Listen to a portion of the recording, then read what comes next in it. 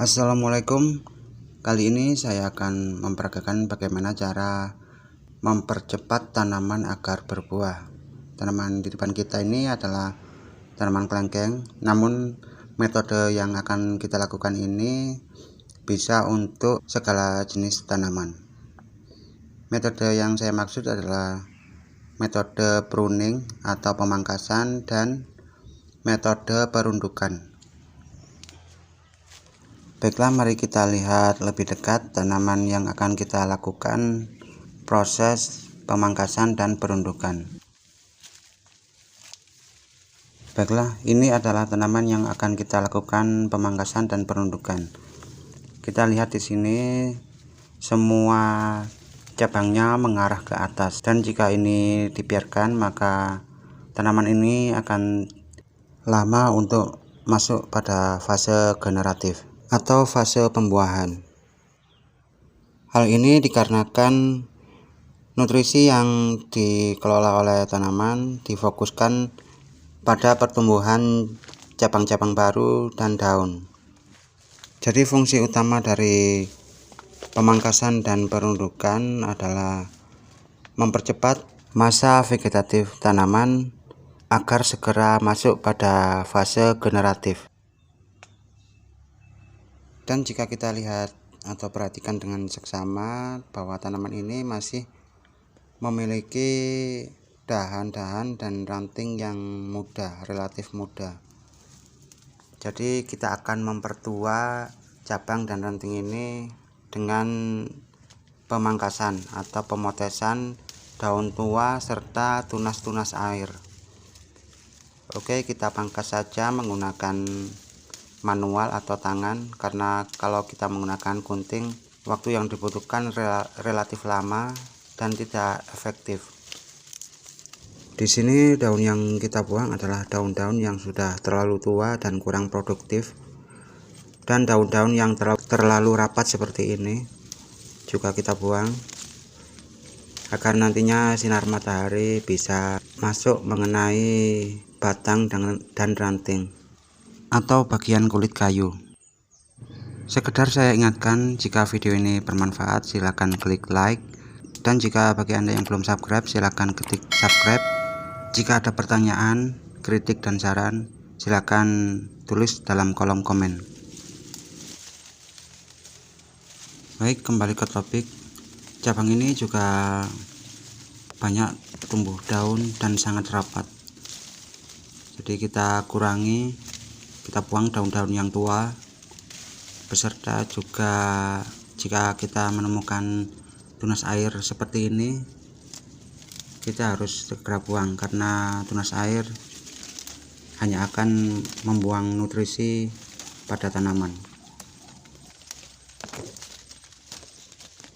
Jadi dalam proses pemotesan daun atau pemangkasan ini kita hanya menyisakan daun-daun yang masih produktif,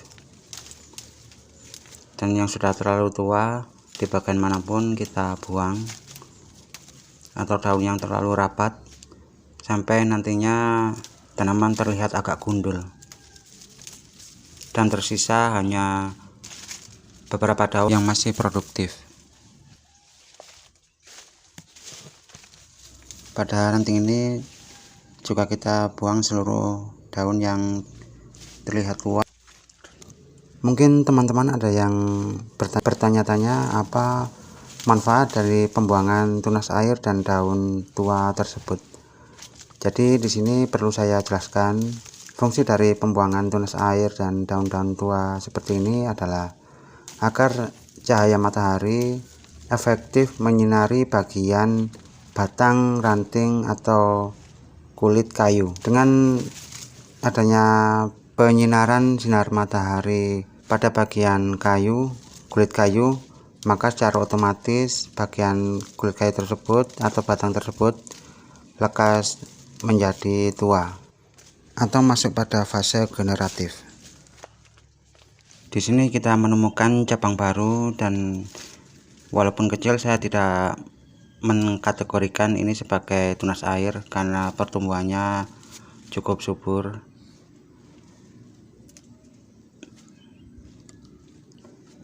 dan kita cek kembali.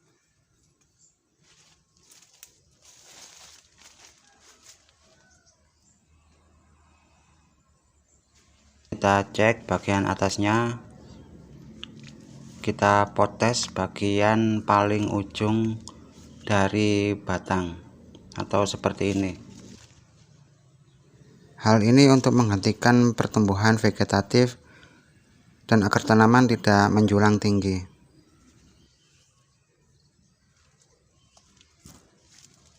Jadi setiap pucuk kita potes agar membentuk cabang-cabang baru, dan cabang-cabang baru yang terbentuk nantinya kita harapkan sudah pada fase generatif.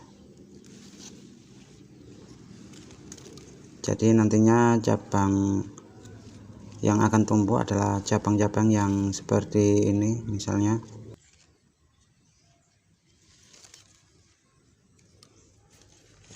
Oke, kita akan cek lagi apakah masih ada bagian yang perlu dipotes atau dipangkas.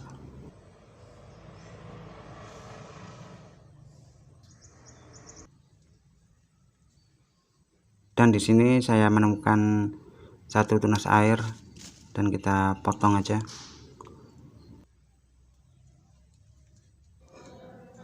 Kita bisa lihat di sini perbedaan antara sebelum dan sesudah pruning.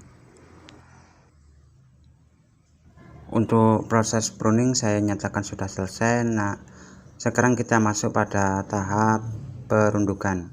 Di sini kita lihat cabang yang mengarah ke atas. Tiap cabangnya mengarah ke atas ini ya guys. Ini juga. Jadi nanti dengan perundukan kita akan merundukkan batang-batang tersebut. Jadi kita ikat dengan tali dan kita kaitkan dengan sesuatu. Sini saya menemukan tumbuhan liar dan saya akan ikatkan pada tumbuhan liar ini. Jadi seperti ini nantinya. Cabang yang tadinya mengarah ke atas sekarang sudah miring. Untuk bagian ini juga akan saya miringkan seperti ini. Saya akan tarik ke bawah.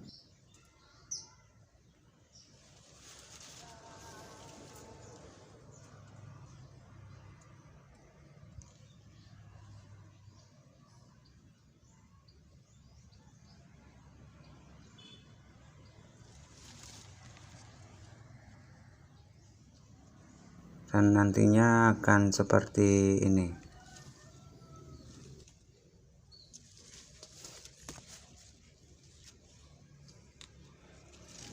Dan kedua cabang yang terlihat lebih kecil itu juga akan saya rundukkan ya guys.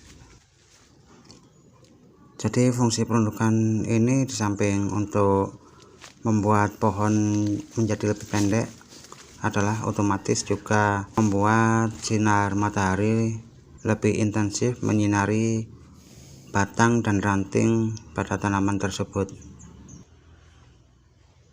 Jadi batang dan ranting atau bagian kayu yang terpapar sinar matahari akan membuatnya lebih cepat tua dan memasuki fase generatif lebih cepat.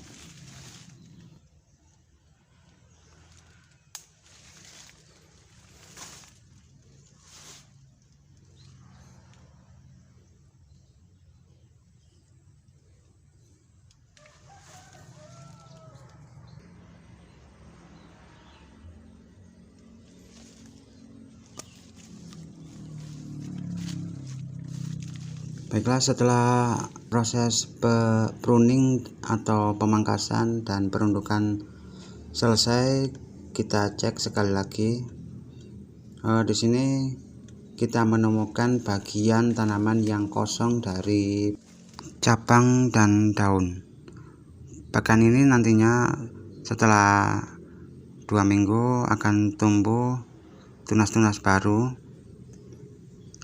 Seperti ini, seperti tunas kecil ini, dan akan kita seleksi kembali mana yang perlu dipelihara, mana yang perlu di pruning.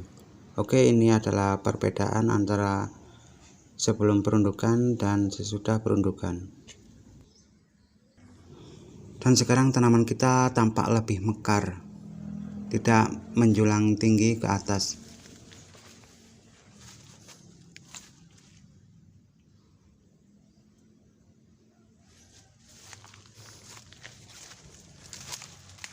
Kita coba cek dari atas bagaimana, apakah ini sudah mengarah ke segala penjuru, dan seperti inilah penampakannya.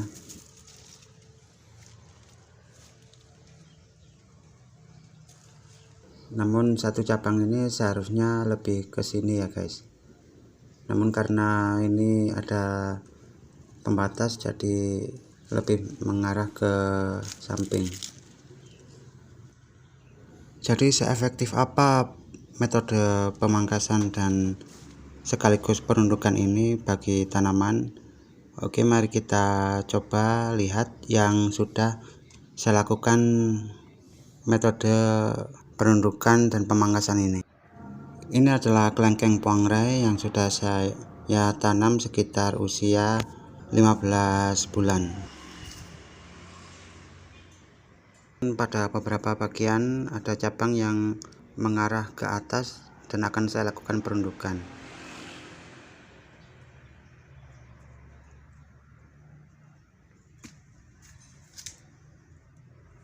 Seperti contohnya cabang ini akan saya rendukkan sedikit, dan juga cabang yang agak besar seperti ini akan saya coba rendukkan juga. Dan di sini kita lihat bahwa paparan sinar matahari sangat efektif dan maksimal menyinari batang dan kulit kayu. Jadi apakah cara perundukan dan pruning ini sangat efektif dalam merangsang pembungaan atau mengantarkan tanaman masuk pada fase generatif? Mari kita buktikan bersama-sama apakah tanaman ini sudah menunjukkan bunga atau berbuah. Baiklah, di sini saya menemukan satu pucuk yang sudah ada dompolan kelengkeng, dan untuk pucuk-pucuk yang lain sepertinya masih akan mengeluarkan pucuk-pucuk bunga. Hal ini ditandai dengan ukuran ranting pucuk yang sudah mulai membesar dan berwarna coklat tua. Kesimpulan saya dalam video ini adalah proses pruning dan perundukan sangat efektif agar tanaman segera masuk pada fase generatif. Demikian video ringkas dari kami. Terima kasih banyak sudah menonton. Terus dukung channel ini dengan cara like, komen, dan subscribe. Wassalamualaikum warahmatullahi wabarakatuh.